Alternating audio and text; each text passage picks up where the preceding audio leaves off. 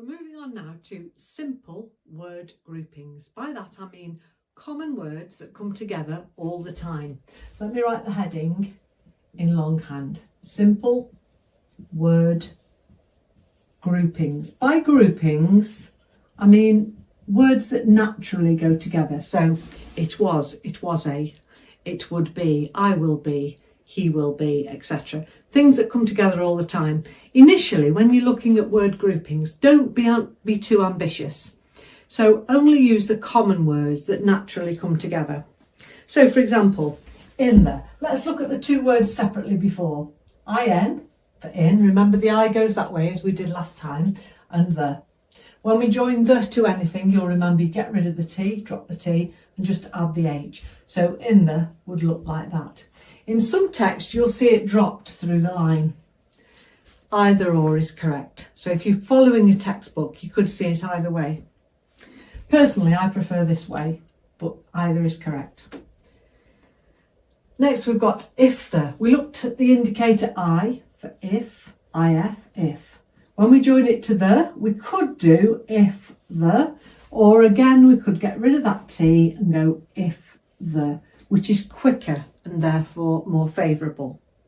Next is at the. So we start with the A indicator on the T line, which is the special outline for at, and just add the H for the at the. Next is from the, special outline F for from, and then at the same angle, just keep coming down with the H for the from the. For the is next. We looked at for last time, FR blend, and then the H for the. I showed you that last time, so hopefully you've remembered it. Will be the. I'm going towards the end of the line so it's clear. So you've got WL for will, lazy teenager goes upstairs. Now we could do this, be the, will be the.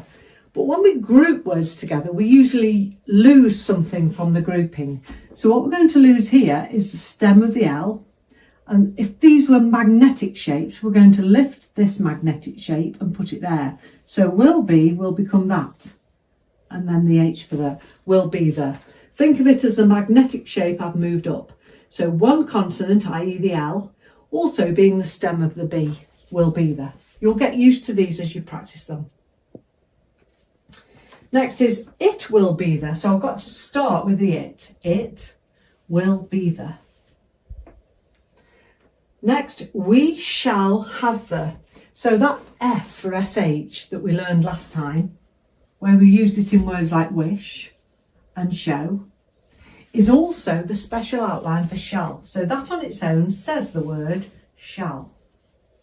So when we write we shall, it's exactly the same as wish. That says we shall. Again, the sense of the sentence tells you which it is. So when we want to say we shall have the, we want an H and a V for have. Now if I did this, H followed by V, I've got this wide angle. And in T-line, we want to avoid that wide angle at all costs. So when we write the word have, all we do is we slope the H and finish on the line and up with the V. So have becomes this. But when it's in a word grouping, we can reduce it to the V only. So we can write we shall have the. Now I know you'll be thinking that V is very, and it is.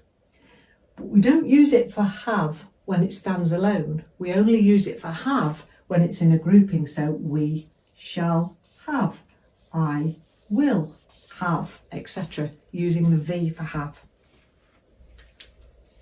So we've joined the, so we've made we shall have the.